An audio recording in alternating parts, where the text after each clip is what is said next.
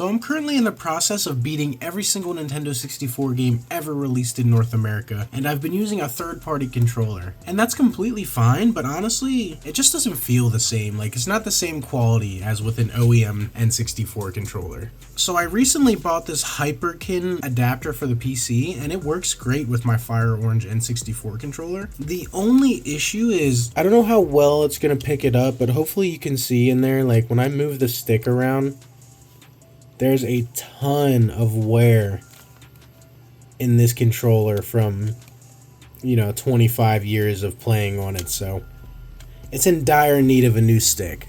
And that's where this comes in. This is the 8BitDo Joystick for the N64 controller. Now, I'm honestly pretty excited to break this thing out and use it because I heard good stuff about it. I was torn between this and the Hyperkin one, and it just seems like this is the better option for sure. So let me take it out of the box real quick and we'll get a closer look at it. So when you get it out of the box, it comes with its own little set of instructions and a screwdriver. Pretty cool, actually. I didn't realize I was going to be getting a screwdriver with it, so I won't need to use my own. That's cool. The most important thing I want to look at is the joystick. So let's get a look at that. So just immediately, it feels nice. Like I like how the grip feels on the thumbstick. So moves really smoothly, and I could just tell it's gonna be very responsive. I'm excited to get this thing in there. So like when you look at it, the thumbstick on this one actually isn't too bad, like the actual stick itself. It's got a little bit of wobble to it, but otherwise the stick drift really isn't too bad. It's just the wear here makes it very hard to use. So let's go ahead and we'll get this open real quick, and yeah. I'll do probably one screw on camera, but other than that, we'll just open them all, and then skip to that so you don't gotta watch it. But I mean, you've got 1, 2, 3, 4, 5, 6, 7 screws it looks like that you gotta take out. So 7 screws, and I'll just take one out. Oh yeah, this is tight. You can tell this thing has never been opened before. This is my childhood controller. So I was wrong, by the way. There's actually 9 screws. There's 2, hopefully you can see that fairly well. There's 2 more and where the rumble and memory pad go. So gotta take them out and then we'll have it open. That was tougher to get out. These 2 screws in particular were quite a bit tougher to get out than I thought. I just ended up using my own driver, so. But let's take it apart. Actually, maybe I should do it that way so the buttons don't potentially fall out. Get a look at everything. Doesn't look too bad. I'll probably take rubbing alcohol and just clean along here maybe, and then on the buttons maybe. So I might end up taking this board out and just giving it a clean on the other side, because actually the buttons don't feel too bad. It's mostly the R1, and honestly it might just be because they are tighter. They feel quite a bit tighter than on like the third party, but that might be because it's better quality. So I mean, here's the old stick. We can pull that out real quick, and oh boy, I did not expect to be soldering today. Okay, hang on a second. Let me get this out and see what I'm looking at, because I really didn't expect to be soldering today. Do I have to solder? Like, I'm not sure what this is, but it's definitely coming out of the joystick. But the new one, when you look at it, doesn't have that. So let me figure out what that is, but I did not expect to be soldering anything for this.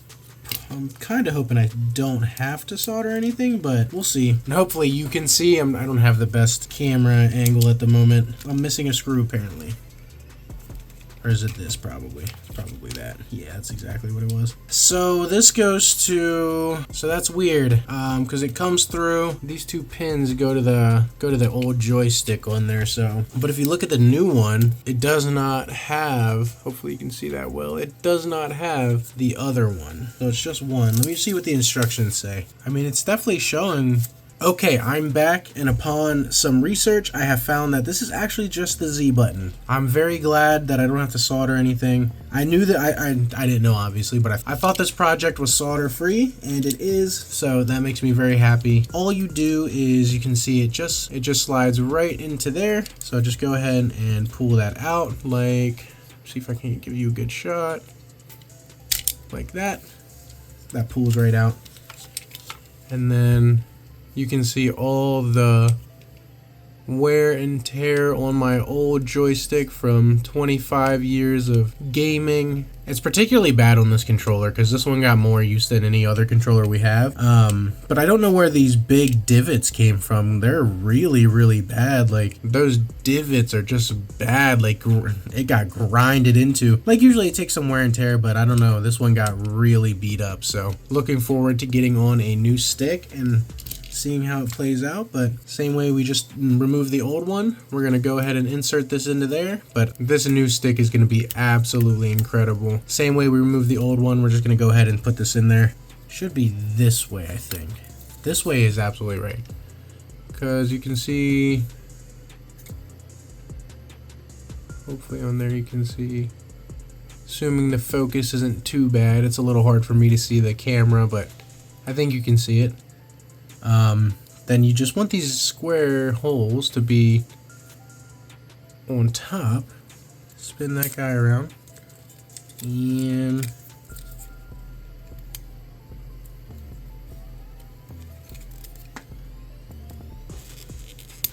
put that right in there. Perfect. So I'm going to go ahead and get this back in the shell real quick. Actually, oh, maybe I should clean up the buttons before I do that. Let's pull that off to the side for a second. I'm gonna get some rubbing alcohol, and I'm actually just gonna wipe these down real quick because they haven't been, wiped down in 25 years. So you can see some grime there, but I mean, they don't have like my buttons don't have connection issues or anything. But while I'm in here, I might as well give them a clean. So gonna do that real quick.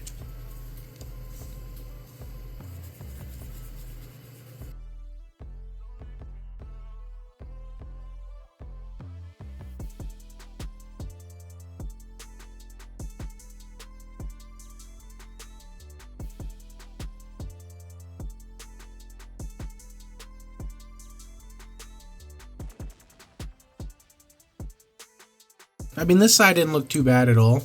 It was mainly the D-pad side. Looks pretty good. I don't know if that is wear and tear, that little like hole in the board. I think it is. Oh, maybe not. I don't know. I can't tell. It doesn't look like it's supposed to be there, but honestly, I can't tell. It doesn't look too bad. I don't know if you can see it on camera there, I think, but okay. I mean, it looks pretty good though. Honestly, it looks pretty good now. So the next step is because I'm not gonna give it a full bath. Actually, I guess I could. No, I'm good though. I'm not gonna do that. I'm not gonna give the controller a full bath or anything, but I will go ahead and pull out all like the buttons and everything and at least give them a quick cleaning, Might as well if I'm in here already, so. Alright, so I got the buttons cleaned, and then the membranes, they were honestly in, pretty good shape, so I was pleasantly surprised about that. Just gave them a wipe down to remove any, dust and grime that built up over the years. So got them back in, and let's go ahead and get the actual board back into this thing. So now that the cord is, I believe, in there like it should be, now let's put the back on. Okay. The hardest part is never replacing the part, it's putting the controller back together. Controllers are probably my least favorite thing to mess with because they're so annoying to put back together. I feel like they shouldn't be this hard, but it's always putting them back together without pieces falling out and all that good stuff. But this is actually together good now, so we know we got it together properly. I'm just gonna throw a couple screws in there, not a lot, just a couple to hold it together while I test it. While I give it a quick test, I'm just going to throw 2 screws in there. And then if we figure out that everything is in fact working, which it most definitely will be. Ooh, that's not good actually. So on the D-pad is not in there right. These feel much better. They felt very tight when I was playing yesterday. So these do feel much better. Probably just the grime getting out of there, so that's nice. But we got to get back in there and figure out why the D-pad doesn't want to work. So we're back. We did get everything back to where we had it. We got a couple screws in there. The Z button feels great. A feels great. B feels great. C buttons feel great. D-pad is correct now. I just didn't have it sitting there the correct way. Start button works great. And man, let me tell you, dude, this joystick feels absolutely incredible. It also clicks, which is kind of funny, but I don't know if you can hear that clicking, but it actually clicks, which is kind of funny. So it feels really, really good though. I'm excited to actually start a game and play a game with this thing. But before we do that and before we put it back together, we got to test it and make sure it works. Alright, we're going to be using the exact same setup I used to do my streams on. Sorry, the way I stream, I look at this monitor while I game. But you can see that we were currently playing Conquerors. We did finish that last night. If you want to see any of the future 285 games I have left, hop by the stream one of these times, down in the description below. But without wasting any more time, the important thing that we want to do here is test this controller to see that it works. We're going to test it actually with Donkey Kong 64. One, to make sure the joystick works, but also to make sure that all the buttons I took out and messed with are still working. So we want to make sure everything on this controller still works. And we're going to test it on my 101% playthrough that we did for game number 1 of my N64 challenge. And I'm not going to push anything. If there was some stick drift or anything of the sort, DK would be walking on his own right now. And as you can see, I'm not pushing anything. DK is not walking on his own. It's extremely smooth, responsive, works extremely well. So I'm very happy that it's working. I was a bit worried by the data that it was showing that it might be a little bit messed up, but it is in fact good. There's no stick drift in there or anything like that. DK is good. Let's see. Okay. Jump works, B works, Z works, start works. Okay, I don't think the D-pad does anything on Donkey Kong 64, so I'm just gonna have to assume that works, but they most definitely will work. But yeah, I mean, everything is working well. That's very exciting. I'm happy about that. The stick feels absolutely amazing. So from me, just for feel and look, 8BitDo gets an A+ from me. It is extremely comfortable. It was really easy to install. I mean, I'm really happy with it. I could not be happier with how this turned out. So excited to continue the journey of beating every N64 game, and now with this thing I get to do it comfortably, so we get to do it comfortably. And yeah, if you ever want to see me beat any of these games live, my link will be down in the description below. So other than that, we're good. We put it on. I hope you enjoyed the video. Thank you so much for watching, and I'll see you in the next one.